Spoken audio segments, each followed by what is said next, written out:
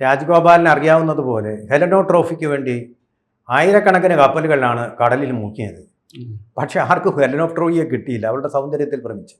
അതുപോലെയായിരുന്നു Roman യുദ്ധം. Julius സീസറും അതുപോലെ തന്നെ ആൻ്റണിയും തമ്മിൽ ഉള്ള യുദ്ധങ്ങൾ നടന്നത് ക്ലിയോപാട്രയ്ക്ക് വേണ്ടിയിട്ടായിരുന്നു. പക്ഷേ ക്ലിയോപാട്ര യുദ്ധം അവസാനിപ്പിച്ചിട്ട് സർപ്പത്തിനെ കൊണ്ട് വിഷം ദംശിപ്പിച്ച് മരിക്കുകയാണ് ക്ലിയോപാട്രയും കിട്ടി എന്ന് പറയുന്ന പോലെ അമേരിക്ക ഇസ്രയേലും കൂടി ഇറാന് നേരെ നടത്തിയ യുദ്ധമെന്ന് തോന്നുന്നു. അവിടെ സമ്പുഷ്ടീകരിച്ച യുറേനിയം അത് കിട്ടാനുള്ള മോഹം കൊണ്ട് മാത്രമല്ല, അത് ചിലപ്പോൾ ഇസ്രായേലിൻ്റെ നിലനിൽപ്പ് തന്നെ ഇല്ലാതാക്കിയേക്കുമെന്നുള്ളൊരു ഭയം കൊണ്ട്. പേടിയിൽ നിന്നാണല്ലോ യുദ്ധങ്ങളുണ്ടാകും, പേടിയിൽ നിന്നുണ്ടായ യുദ്ധമാണ്. പക്ഷേ ഇപ്പോൾ തെളിയുന്നത് ട്രംപിന് വലിയൊരു അക്കടി അവിടെ പറ്റിയെന്നാണ്. ഈ യുറേനിയം ഇതിനു വേണ്ടി നടത്തിയ ഏതാണ്ട് 460 ഗ്രാം സമ്പുഷ്ടീകരിച്ച 460 കിലോ ആണ് 460 കിലോഗ്രാം യുറേനിയം സമ്പുഷ്ടീകരിച്ചത് ഇറാൻ തന്ത്രപൂർവ്വം ഈ യുദ്ധം തുടങ്ങുന്നതിന് മുമ്പേ തന്നെ മറ്റെവിടേക്കോ എന്ന് പറഞ്ഞാൽ മറ്റൊരു രാജ്യത്തേക്ക് തന്നെ മാറ്റിയിരിക്കുന്നു. ഇത് റഷ്യയാണെന്നും സംശയമുണ്ട്, ശരിയാണോ? അത് യുദ്ധം തുടങ്ങുന്നതിന് മുമ്പല്ല, യുദ്ധം നടന്നുകൊണ്ടിരിക്കുകയും സീസ് ഫയർ വന്നല്ലോ, വെടിനിർത്തൽ പ്രഖ്യാപനം വന്നതിന് ശേഷം അവർക്ക് അനുഗ്രഹമായിട്ട് അവർ മാറ്റിയത് ഏതാണ്ട് 460 കിലോഗ്രാം വെപ്പൺ റെഡി യുറേനിയം എന്ന് പറഞ്ഞാൽ ഏതാണ്ട് 75% പ്യൂരിറ്റിയുള്ള യുറേനിയം. അത് രാഖി രാമാനം ഇറാൻ മറ്റെവിടേക്കോ മാറ്റി. എവിടേക്കാണെന്നുള്ളതിന് അതിനെക്കുറിച്ച് ഒരു ഐഡിയയും ഇതുവരെ അമേരിക്കയുടെ ചാര ഉപഗ്രഹങ്ങളും എല്ലാം അല്ല, അവർക്ക് അത് പിടികിട്ടി കാണും. അതുകൊണ്ടാണ് അവർ ഇറാന്റെ ഒരു കപ്പൽ പിടിച്ചെടുത്തതും അങ്ങനെയൊക്കെയുള്ള നടപടികൾ. അതിലെന്തോ സ്ഫോടക വസ്തുക്കളും ഒക്കെ ഉണ്ടായിരുന്നു എന്നും അവർ പറയുന്നുണ്ട്. പക്ഷെ അവർ പ്രതീക്ഷിച്ച യുറേനിയം അതാണെന്ന് അവരെ സംശയിച്ചിട്ടായിരിക്കും പിടിച്ചത്. പക്ഷെ അതിനകത്ത് അതില്ലായിരുന്നു, അതിലും അക്കടി പറ്റി. എങ്ങോട്ടാണ് മാറ്റിയപ്പോൾ ഈ യുറേനിയം അമേരിക്കയിൽ കൊണ്ടുപോയി സൂക്ഷിക്കാമെന്ന് അമേരിക്ക വാക്ക് കൊടുത്തിരുന്നു. പക്ഷേ ഇറാന് അമേരിക്കയെ വിശ്വാസമില്ലാത്തതുകൊണ്ട് അവരത് നിരസിച്ചു.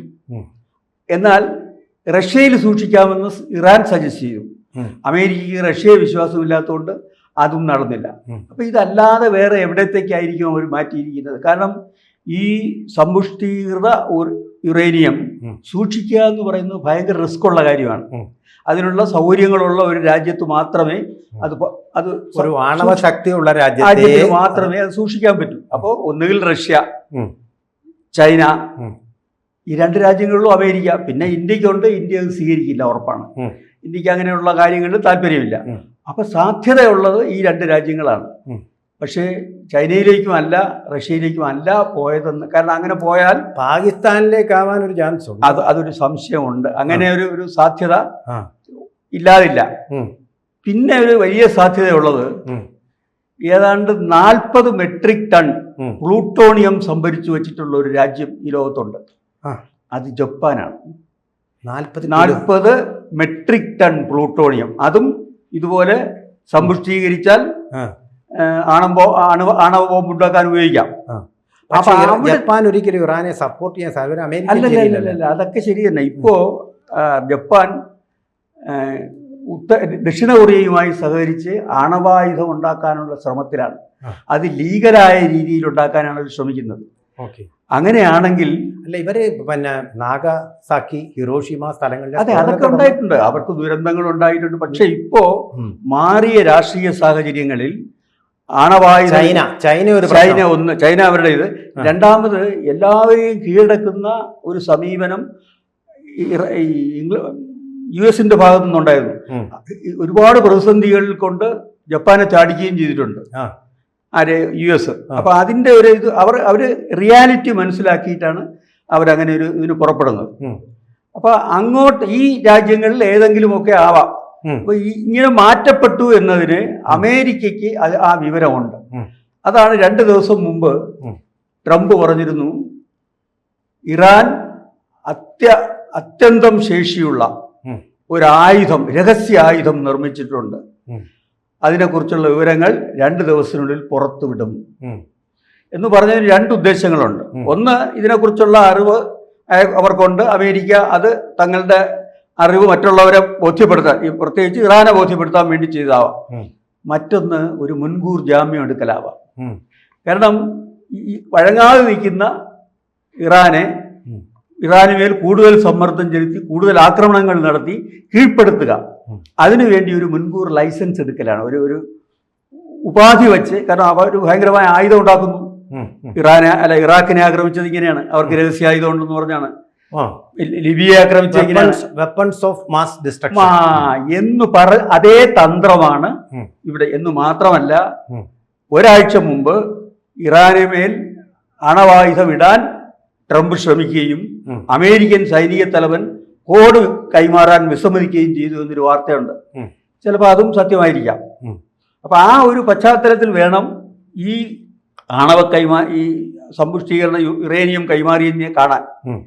കാരണം ഏത് നിമിഷവും ഒരു ആക്രമണം ഉണ്ടായി ഇത് നശിപ്പിക്കപ്പെട്ടേക്കാം അല്ലെങ്കിൽ കൈയടക്കപ്പെട്ടേക്കാമെന്ന് ഇറാന് ഭയമുണ്ടായിരുന്നു.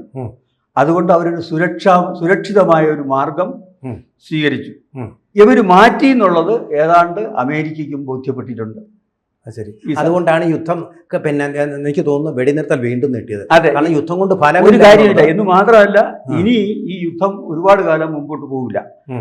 ഒന്ന്, അമേരിക്കയിൽ ശക്തമായ എതിർപ്പ് ട്രംപിനുണ്ട്. അത് സൈനിക തലത്തിൽ തന്നെ പ്രകടമായ എതിർപ്പുണ്ട്. അതുകൂടാതെ ജനറൽമാരെ രാജിവെച്ച് പോയി പിന്നെ ഇയാളുടെ ഇതിനെ പരസ്യമായി വിമർശിക്കുന്ന ഒരു സാഹചര്യം ഉണ്ടായി. ഇതുകൂടാതെ ഇറാൻ ഇനിയും ഒരു മാസമോ 2 മാസമോ അല്ലെങ്കിൽ കൂടുതൽ ദിവസങ്ങളിൽ ചെറുത്ത് നിൽക്കാനുള്ള ശേഷി ഇറാനുണ്ട്. തന്നെയുമല്ല, വേറൊരു അവസ്ഥയും കൂടെ ഉണ്ട്. ഇപ്പൊ ട്രംപിന്റെ അവസ്ഥ എന്ന് പറഞ്ഞാൽ നമ്മുടെ KPCC പ്രസിഡന്റ് കെ സുധാകരന്റെ അവസ്ഥയാണ്. പരസ്യം എന്ന് പറയുന്നുണ്ട്. ഞാൻ അദ്ദേഹത്തെ രണ്ടുപേരെയും മോശമായിട്ട് ചിത്രീകരിക്കുകയാണ്. കെ സുധാകരനോട് എനിക്ക് വളരെ ബഹുമാനമുള്ള ആളാണ്, അങ്ങനെയല്ല. പക്ഷെ ഇദ്ദേഹം പ്രായം കൊണ്ടുണ്ടാകുന്ന ചില സെനിലിറ്റി സിൻഡ്രോംസ്, അത് അമേരിക്കൻ ജനതയ്ക്കും പെന്റഗണിലെ ഉദ്യോഗസ്ഥന്മാർക്കും എല്ലാം അറിയാം. അതുകൊണ്ട് അവരൊന്നും ഇത് മുൻപോട്ട് പോകാൻ അവർക്ക് താല്പര്യമില്ല.